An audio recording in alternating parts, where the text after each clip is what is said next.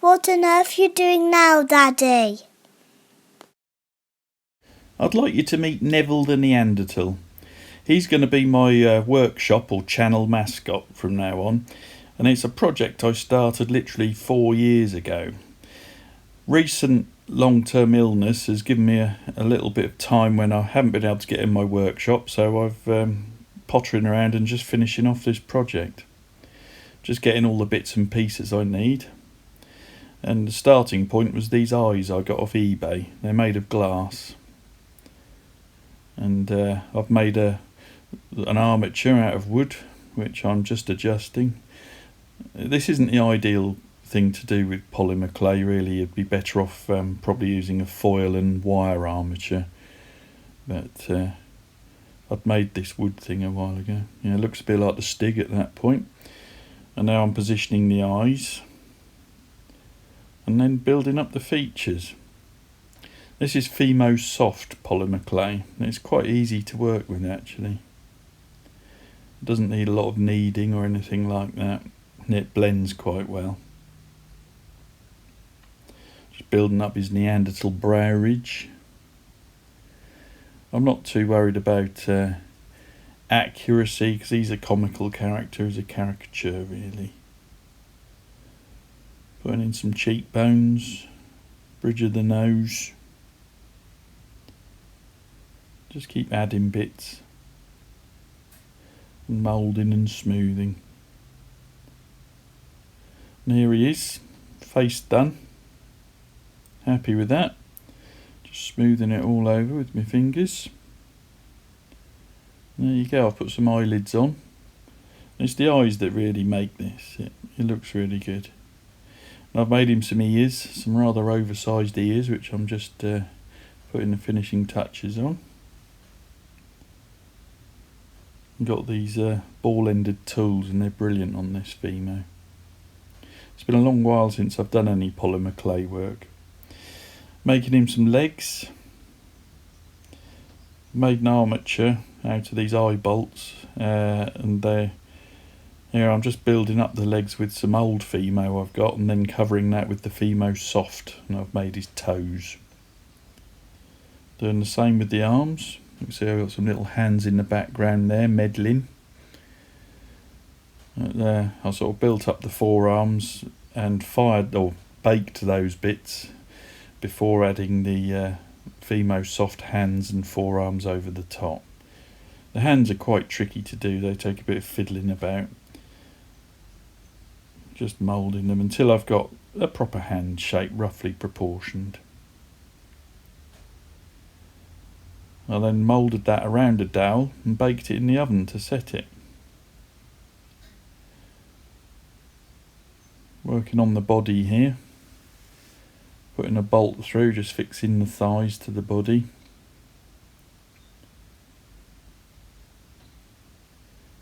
And a couple of washers. And then a nylock bolt to stop it coming undone.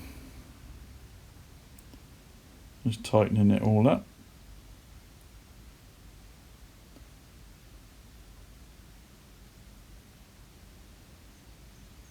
I might change that to a wing nut at some point.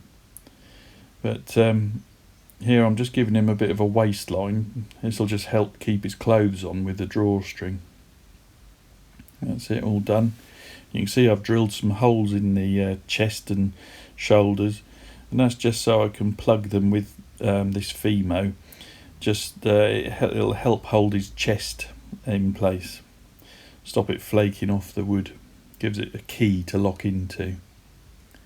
I'll just build this up with thin layers of Fimo soft. There we go, giving him a chest. Just gonna make sure the head slots in. Alright. Bad camera work here. But, I'll give it a twist, make sure it's articulated. Then that's ready for baking. Next job is some weathering. Make him look a bit dirty, because he looks a bit too clean and pristine. So I'm using brown and black acrylic paint, adding a touch of water to make a wash really. And I paint this all over. It looks awful doing this, but it makes it look so much better once it's done. You'll see the wash actually picks out a couple of cracks in the feet, which was really down to using the wrong armature. I had a bit of shrinkage on curing, and a couple of little cracks appeared in the Fimo, but they're of no consequence, and once I've haired him up, they won't show. Here I'm wiping off the wash, and what that does is it just leaves this grime in all the nooks and crannies. I'm doing the same with his hands as well. You mustn't let this dry on there. You've got to work quite quick and wipe it off quite quick with this damp cloth. And then I'm doing the face as well. It darkens it down slightly as well, but it just gives it a more realistic look. Wiping it all off. A bit Gollum-like at this point.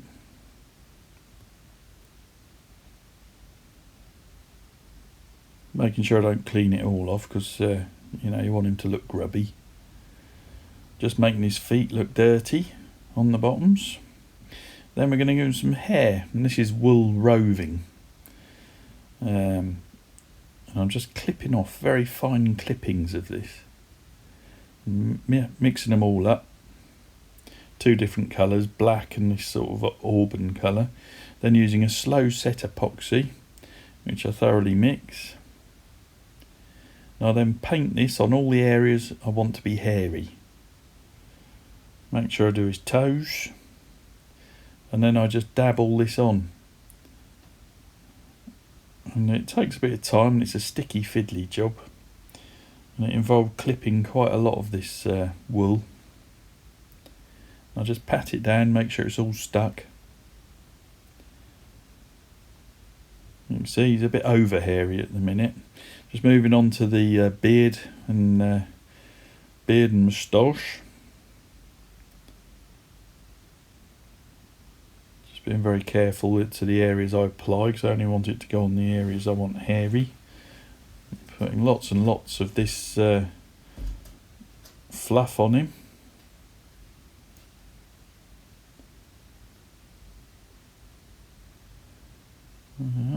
Very hairy at the moment.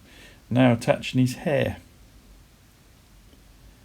I've got tufts of this wool in the 2 different colours, and I'm sort of alternating coloured tufts and sticking each row on with this slow set epoxy.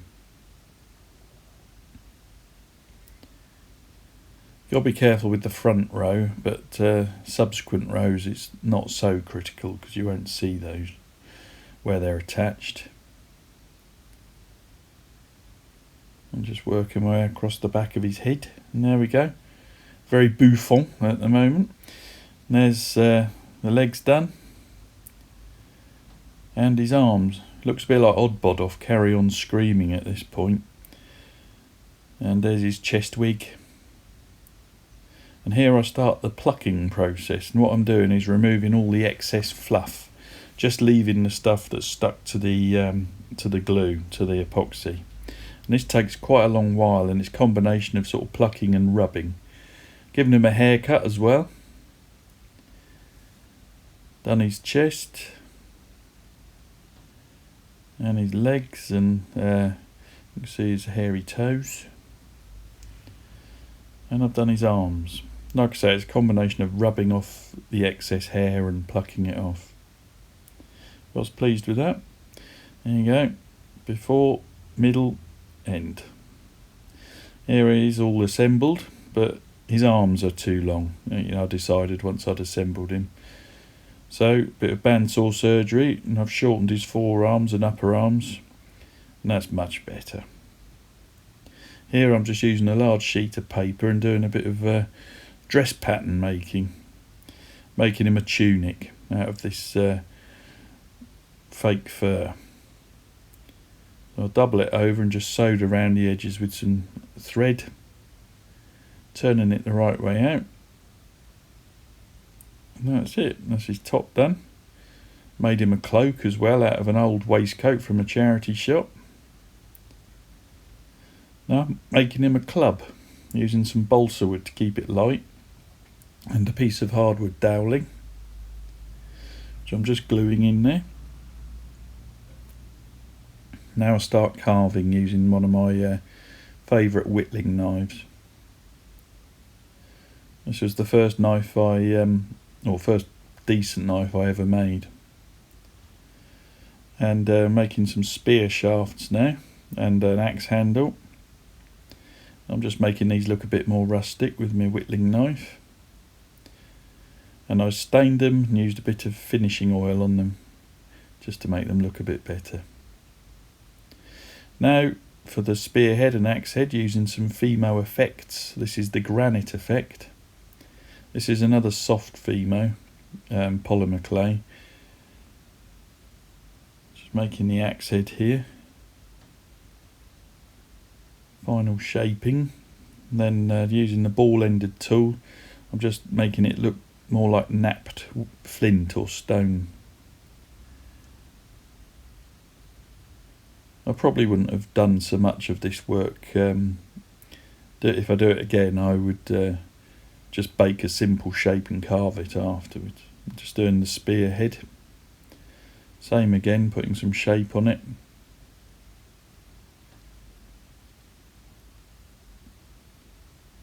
And then these are baked in the oven. Once they're fully cured, I'm then using my whittling knife again just to carve around the edges, giving it that freshly knapped look. Makes them look a lot more realistic. They came out very well. Just binding on the axe head with some leather. Working it round and then just sealing it with some very thin CA glue, which soaks into the leather, makes the leather look better, and it also fixes it in place. Well, that looks good. I was pleased with that. And then whipping on the spearhead, more leather, and same again, just fixing that with some CA glue, just looping it through itself to fix it, and then trim off the excess. There we go, just sealing it up with the very thin CA glue. Now I'm tying what's called a Turk's head knot, which is a decorative knot. They're a bit fiddly to tie, but this is quite a simple one and reasonably easy to tie. What I'm doing here is dressing the knot, which is tightening it and neatening it, and I'm doing that on a separate dowel. I then transfer that onto the spear shaft and then finish dressing the knot with it on the shaft.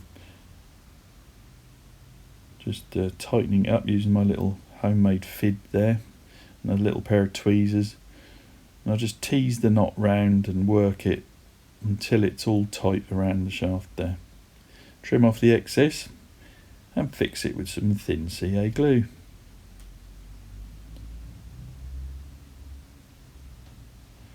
Needs a little bag because he's a hunter-gatherer.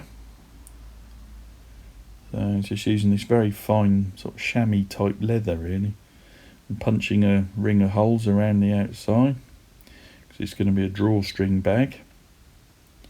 Threading some more leather thonging through.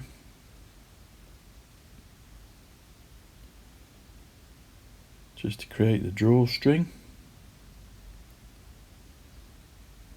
Looks good. I put some kapok in there, tightened it up and put a strap on it. Made him a little medallion out of a shark's tooth. And then he needs a seat, which is a scrap wood project really. Some old 4x2s. Here he is testing it out. Did this with the belt sander and just to make it look a bit more Flintstoney. Then it's ready for spraying. Going to use this Granite effect spray paint. Primed it first. Same with the club. And here it is all done. The Granite effect spray paint is brilliant.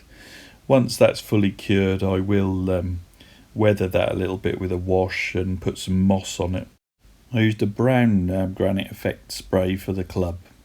Here he is out in the garden, all finished, spinning round. I was very pleased with how he came out. Anyway, thank you everyone for watching. Please like, share and subscribe. And thank you very much to all my subscribers. I'm sorry I haven't been able to put out many videos lately, but I've been rather unwell. But getting there now, and we'll be at Makers Central, which is coming up very soon. If you haven't got your tickets, make sure you get them soon. There you go, even Neville says so. But you can go to the website www.makerscentral.co.uk, and it's on the 5th and 6th of May 2018 at the NEC in Birmingham. More rubbish coming soon.